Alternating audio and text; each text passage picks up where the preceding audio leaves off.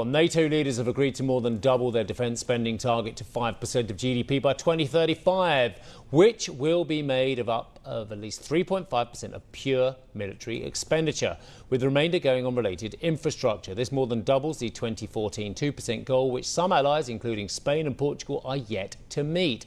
Members will be required to submit yearly plans showing a credible, incremental path to reaching the 5% goal.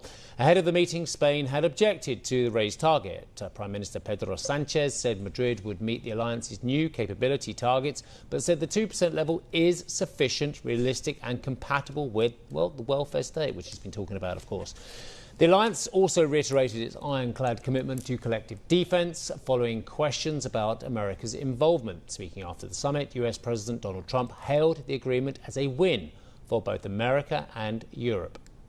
In a very historic milestone this week, the NATO allies committed to dramatically increase their defence spending to that 5% of GDP, something that no one really thought possible. And they said, "You did it, sir, you did it." Well, I don't know if I did it, but I think I did. This will be known as the Hague defense commitment, which is pretty good, pretty appropriate. When the allies reach this number, it will add more than $1 trillion a year. Think of that, $1 trillion per year to our common defense. And this is a monument really to victory, but it's a monumental win for the United States because we were carrying much more than our fair share. It was quite unfair, actually. But this is a big win for Europe and for actually Western civilization. There was an aside during the arrivals where someone asked the President of Finland, Alex Stubb, how many times he's got to play with Trump to keep him on side. I actually played with him once, would you believe? But this is Alex Stubb, and I asked for his take on the meeting. It was actually a very good meeting. Cool, calm and collected. There was a lot of self-congratulation, which I think was deserved, because in many ways this was a historic meeting. It was NATO going back to its roots of collective defense as a deterrent to Russia. It was really about increasing defense expenditure to the levels that we were during the Cold War, so we're talking 5%. And on top of that, it was sort of a rebalancing of a new NATO, where you have more balance and more Europe in it. And I think President Trump was very happy, the Secretary General was very happy. There were all smiles around the table, regardless of the difficult situation that we're in. I'll talk to you a little bit about that because, look, you have been part of an amazing diplomatic effort. I think you, the Secretary General, Mr. Rutte, I think Keir Starmer and others have really worked very hard on working out what the problems could be with the United States and sorting them out beforehand as well. It was a huge diplomatic effort. It looked from the outside as well.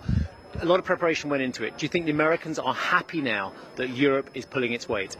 Yeah, I think the Americans are happy. And, I think there are two reasons why Europeans have woken up and smelled the coffee. One is sort of pressure, sometimes gentle, sometimes a little bit tougher, coming from the United States on increasing our defense expenditure. But the other one is self-interest.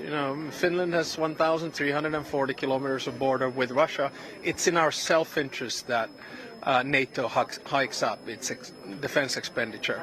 As far as my role is concerned, I see Finland more to be a small country in the back office, whereas it's the big guys, Mark Rutte, Macron, Starmer and Merz who do a lot of the work. But we work together as a team and as an ally, as an alliance, and I think it worked out this time around.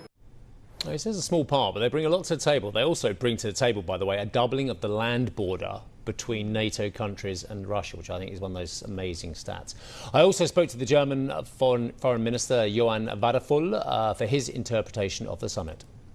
This is a more united NATO than ever before in really critical times. Europe is at the crossroads as the Russian aggression against Ukraine continues. So the main purpose was that we stand together, that we are united, that we are ready to defend Europe and that we are ready to deter Russia. So that is a very clear message. We have the American president here.